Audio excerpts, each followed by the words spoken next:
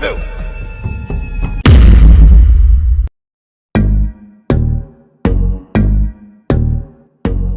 di Kojek Channel bersama saya Rizal.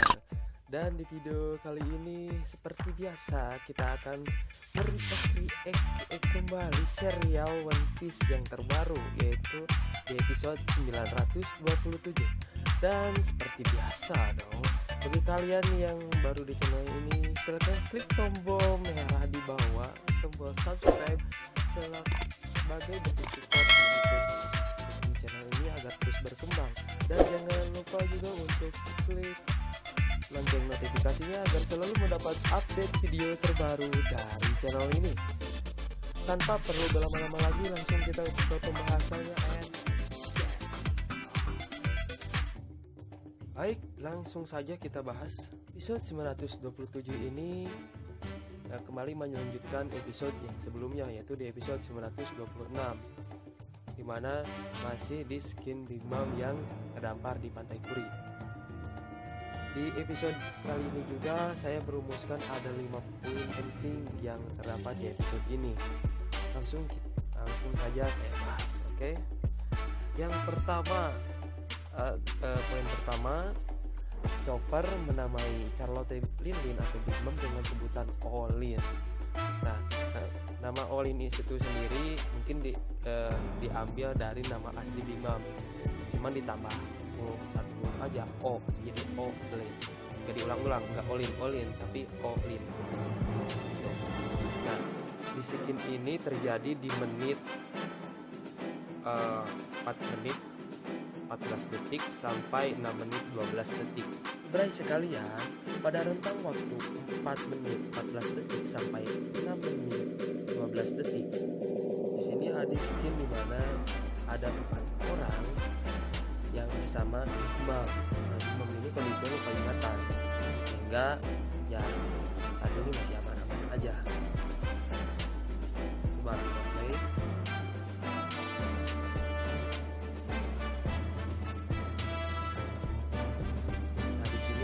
Big Mom itu sedang melihat lupa ingatan. Dia tidak tahu apa yang dia lakukan di sini dan dia tidak tahu juga namanya itu siapa. Nah, di sini ada skin yang cukup membuat saya kritik, yang dimana si Tama itu tuh, yang anak kecil itu, dia hampir menyebutkan nama Big Mom. Jadi di sini ada, kalau saya bilang hashtag hampir keceplosan. Nah, untung saja Chopper dengan kekuatan larinya bisa kencang angin. Nah, nanti kita cari menit berapa.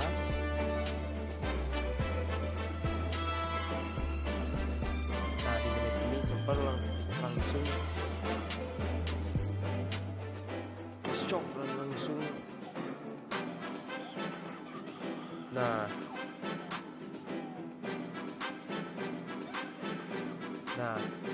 langsung Chopper dengan kecepatan super udah kayak flash ya. Dia langsung pergi ke hadapan Otama dan membungkam. Jadi si Chopper ini membungkam ucapan dari si Otama, jangan sampai dia ketahuan gitu, jangan sampai diberitahu. Dia langsung datang ke depan si Otama. Nah, di sini. Nah, Otama di sini hampir mengucapkan kata Big Mom sebelum langsung diserobot langsung oleh Chopper ini tadi. Lari kecepatan tinggi dan Chopper menamai Big Mom ini dengan nama Olin. Nah, tadi sudah saya singgung sebelumnya, itu diambil dari namanya Big Mom sendiri, nama aslinya ya. Kalau Big Mom itu nama yang terkenalnya, namanya itu Charlotte Lin. Jadi diambil dari kata Linnya, ditambahkan satu huruf, ditambahkan O jadi Olin, tapi tidak diulang jadi Olin. Nah, ada kita saja. Itu di poin pertama. Nah, poin kedua yaitu pada di skin Orochi. Poin 2, bahwa si Shogun brengsek ini sudah mengetahui ada yang berbuat kacauan di negeri Wano, khususnya di ibu kota bunga. Nah, pertanyaan, siapa yang berbuat kekacauan? Nah, kita tahu beberapa episode yang lalu bahwa yang membuat kekacauan itu adalah si Sanji dan si Zoro. Nah, Zoro itu punya masalah sebelum Sanji. Sanji itu beberapa episode yang lalu ditampilkan masalahnya. Nah, di sini kita lihat Orochi sedang memetik hal. Kelihatan kayak khawatir gitu. Nah, ini memperingatkan bawahannya, karena ini bisa terindikasi adanya pemberontak gitu. Tentu kita tahu bahwa di negeri Wano ini sudah ada pasukan aliansi yang akan melawan si Shogun Berengsek ini. Pasukan aliansi yang dipimpin oleh Mugiwara Muroki dan pasukan Pedang Merah yang dipimpin langsung oleh Kinemon. Tentu yang berbuat kekacauan ini tidak jauh dari kru topi jerami. Yaps, seperti yang teman-teman tahu gitu ya, berai-berai semua bahwa Mugiwara Muroki Pirates adalah salah satu bajak laut yang ahli dalam mengacaukan dunia. Teman-teman, dari episode 1 sampai sekarang itu banyak sekali kekacauan yang ditemukan oleh bajak laut topi jerami ini, dan tentu yang mengacaukan ini juga sama pelakunya. Nah, sebenarnya ada 3 orang yang paling mengacaukan di negeri Wano, terutama di permasalahan mereka bertiga beda-beda, namun intinya berbuat kekacauan di ibu kota ini. Yang pertama itu adalah Mugiwara Muroki. Dia mengalahkan Yokozuna sehingga dia berbuat kekacauan hingga headliner di ibu kota itu kayak dikalahkan. Kemudian dia juga melawan Kaido secara langsung, secara terang-terangan, dan itu hampir menghancurkan kota itu. Hampir menghancurkan. Ini saya namakan The Story of Oden. Nah, ini terjadi pada rentang waktu 7 menit 12 detik sampai 9 menit 50 detik. Juga terjadi pula pada rentang waktu 10 menit 18 detik sampai 11 menit 8 detik. Nah, kenapa saya dinamakan Story of Oden?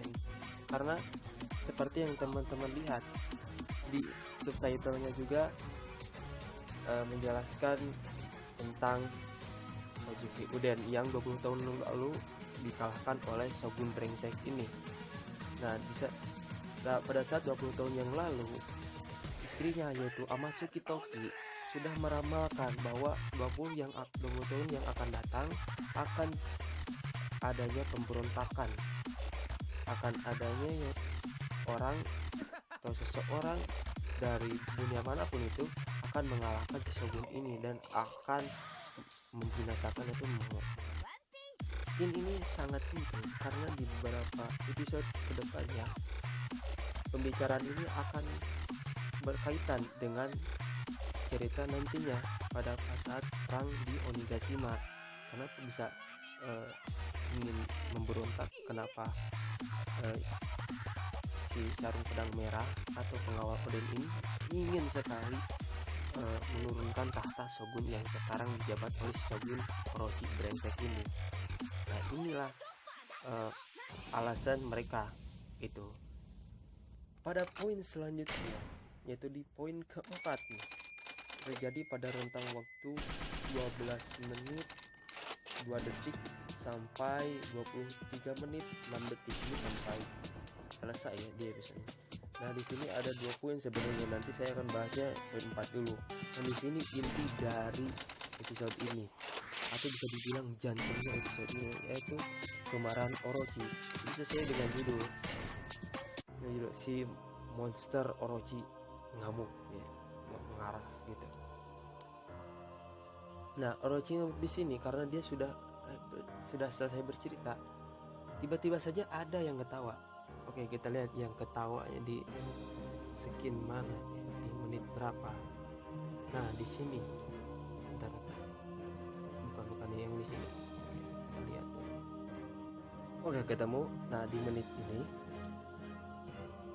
ketika Shogun Orochi brengsek ini sudah menceritakan berkali-kali sebenarnya ini cerita tentang Kosuke Irin yang akan berbalas dendam itu melalui pengawalnya itu, tiba-tiba ada saja yang ketawa.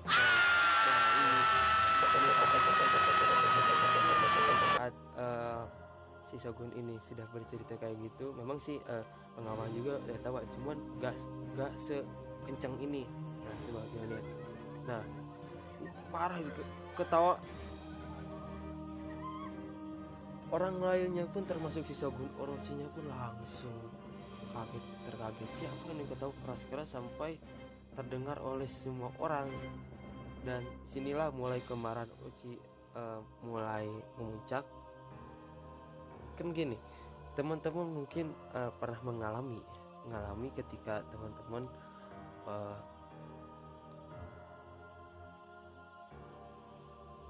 berai-berai semua ketika menjelaskan tentang suatu hal kepada teman-teman berai-berai semua, dan teman-teman berai semua malah mengatakan ya kayak meremehkan, terus ngapain sih dibahas lagi, terus ada yang ketawa. Mungkin teman-teman merasakannya seperti apa? Kalau saya sih dari sudut pandang Orochi ya, itu pasti akan marah juga sama. Gak terima dong kalau misalkan omongan kita tuh yang padahal benar-benar kita menjelaskan sesuatu itu tapi kayak terkesan diremehkan, terkesan didengerin, nih ditertawain lagi kayak ini. Padahal si Orochi ini shogun loh, kepala negara gitu kalau di dunia nyata, presiden lah. Kayak kalau dikatain seperti ini kan di hadapan banyak orang yang satu malu, kedua pasti kesal luar biasa. Nah terjadi di skin ini, saya juga terheran-heran di sini. Saya punya pertanyaan untuk mungkin bagi teman-teman yang tahu kenapa sih si Otama ini ketika di skin ini ketawanya itu begitu keras dan tidak bisa dikendalikan, walaupun sebenarnya dia tahu tidak boleh ketawa mungkin pada forum ini atau di perjamuan ini, tapi dia mungkin tidak bisa menahannya sampai ketawanya keras sekali, karena dia mungkin melihat orang-orang lain menganggap Orochi itu seorang yang bodoh, mungkinnya omongannya yang ngawur, mungkin tadi orang yang mati dibahas terus, gak percaya mungkin. Jadi apakah ada sebab dibaliknya? Mungkin saja. Nah sini nih,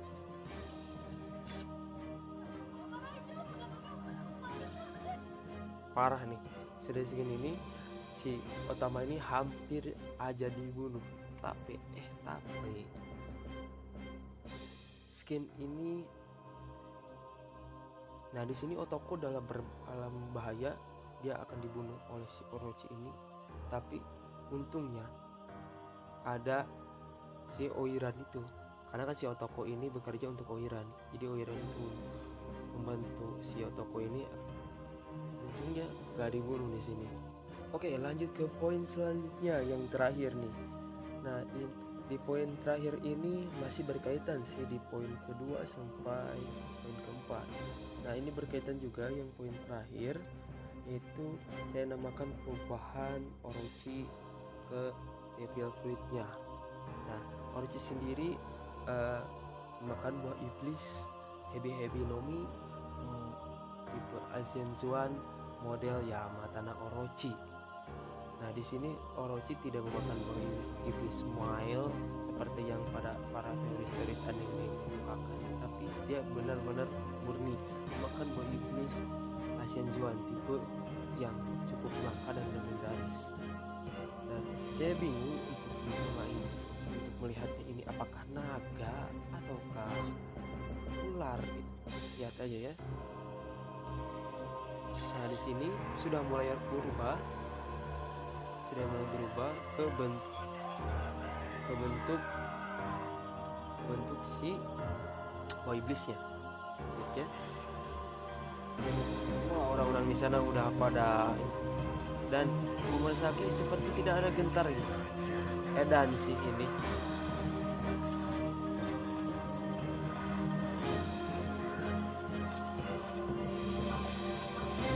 Nah di sini lihat nih, nah, orang-orang pada ketakutan karena ya cukup menyeramkan abu iblis ini.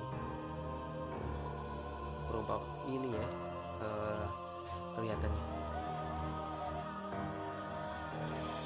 Nah di sini mulai berubah menjadi tipe buah iblisnya. Pertama kalinya kita ditampilkan secara warna ya gitu.